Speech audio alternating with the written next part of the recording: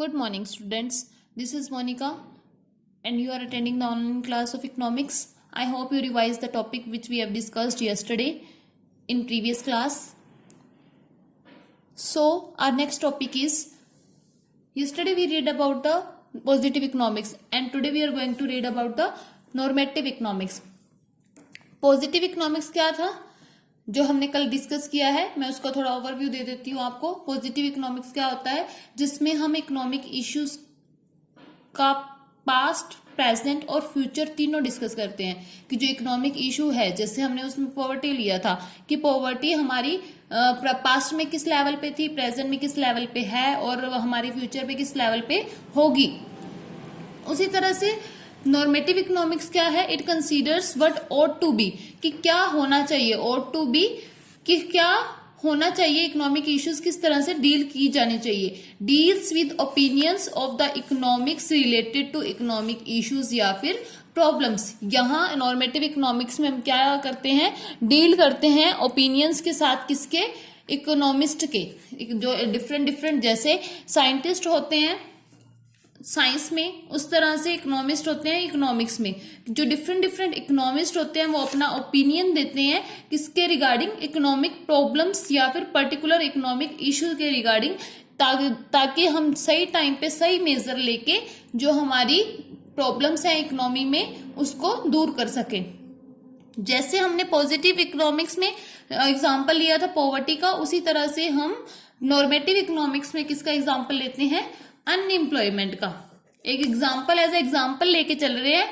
आप और कोई एग्जाम्पल भी ले सकते हो अपने लेवल पे, पर हम यहाँ पे एग्जाम्पल लेके चल रहे हैं अनएम्प्लॉयमेंट का. इसके बाद कुछ ऑब्जर्वेशंस हैं इसी प्रॉब्लम से रिलेटेड और कैरेक्टरिस्टिक्स दी गई हैं आपकी बुक में. देखिए वो क्या है.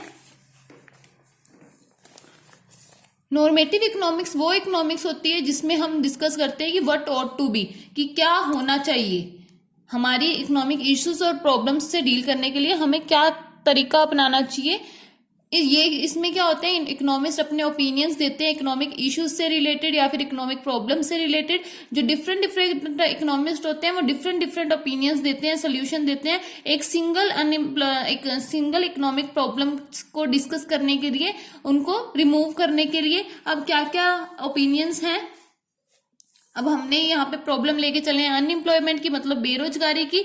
इससे रिलेटेड क्या क्या डिफरेंट इकोनॉमिस्ट की स्टेटमेंट्स हैं. देखिए सबसे पहले एमजी नरेगा एक स्कीम है जो गवर्नमेंट के द्वारा चलाई जाती है, जिसमें क्या होता है 100 डेज की एश्योर्ड मीन्स गारंटी के साथ 100 दिनों का काम दिया जाता है बेरोजगारों को. मतलब कि उनको ये कहा जाता है कि गवर्नमेंट आपको प्रोवाइड करवाएगी 100 डेज की एम्प्लॉयमेंट, 100 डेज की एम्प्लॉयमेंट प्रोवाइड करवाई जाएगी. इन केस गवर्नमेंट फेल हो जाती है वो 100 डेज की एम्प्लॉयमेंट प्रोवाइड करवाने में, तो उनको क्या करना पड़ता है, 100 डेज के वेजेस देने पड़ते हैं, चाहे वो उनसे लेबरर से काम करवाएं चाहे ना करवाएं. वेजेस मीन्स होती है तनख्वाह. सेकंड पॉइंट क्या है, एमजी नरेगा, वो कहते हैं कि फर्स्ट पॉइंट, ये फर्स्ट ओपिनियन है, एक इकोनॉमिस्ट का ओपिनियन ये है कि जो एमजी नरेगा अगर स्कीम चलाई जाएगी तो एक दिन क्या होगा, हमारी प्रॉब्लम जो अनएम्प्लॉयमेंट की, बेरोजगारी की जो प्रॉब्लम है हमारी कंट्री में, वो क्या हो जाएगी, खत्म हो जाएगी, रिमूव हो जाएगी, एंड हो जाएगा प्रॉब्लम का. सेकेंड ओपिनियन क्या है कि एमजी नरेगा, वो दूसरे इकोनॉमिस्ट क्या कहते हैं कि ये सिर्फ एक प्रोग्राम है फाइनेंशियल एड मीन्स फाइनेंशियल होता है मनी से रिलेटेड और एड होता है हेल्प. कि वो दूसरा इकोनॉमिस्ट ये बोल रहा है कि जो एमजी नरेगा है वो सिर्फ एक मनी के द्वारा हेल्प की जा रही है अनएम्प्लॉयड बेरोजगार लोगों को जो कि रूरल एरिया में रह रहे हैं, गांव वाले एरिया में रह रहे हैं. ये क्या है, एक तरह से पैरासाइट है. पैरासाइट मतलब एक तरह की बीमारी लगाने वाली बात है लोगों को, कि उनको क्या दिया जा रहा है, मुफ्त में पैसा दिया जा रहा है जो कि सिर्फ उनको अनप्रोडक्टिव बना रहा है. अनप्रोडक्टिव मतलब वो किसी काम के नहीं रह रहे हैं, उनको घर बैठे बिठाए अगर 100 दिन की उनको काम नहीं दिया जा रहा तो 100 दिन की उनको वेजेस दी जा रही है. तो ये क्या है, उसको उनको एक बीमारी की तरह, पैरासाइट की तरह, जिसमें वो क्या करेंगे, लॉन्ग रन में लाइफ लॉन्ग अनप्रोडक्टिव हो जाएंगे. मतलब कि वो किसी काम के नहीं रहेंगे, उनको आदत पड़ जाएगी फ्री में खाने की. थर्ड पॉइंट है MG NREGA use tax payers money. वो कहते हैं कि जो एमजी नरेगा है प्रोग्राम है, ये थर्ड इकोनॉमिस्ट का व्यू है कि जो ये क्या है, टैक्स पेयर, जो भी हम टैक्स पे करते हैं मनी की फॉर्म में, वही यूज किया जाता है. इसलिए जो एमजी नरेगा प्रोग्राम है इसे स्टॉप कर देना चाहिए।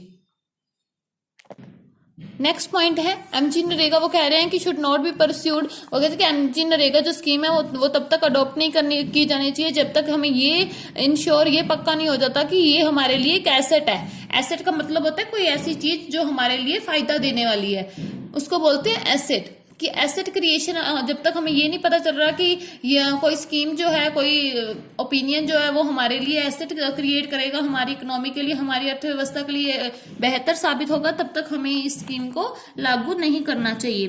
तो वो कहते हैं कि ये सारी स्टेटमेंट्स जो हमने नॉर्मेटिव इकोनॉमिक्स की पढ़ी हैं, ये क्या है, सिर्फ एक ओपिनियंस है। ये क्या है, वेरीफाइबल फॉर ट्रूथ नहीं है। मतलब कि ये, जैसे हमने पॉजिटिव इकोनॉमिक्स में पढ़ा था कि वो फैक्ट्स एंड फिगर्स पे बेस्ड थे, तथ्यों पे बेस्ड थे, ठीक है।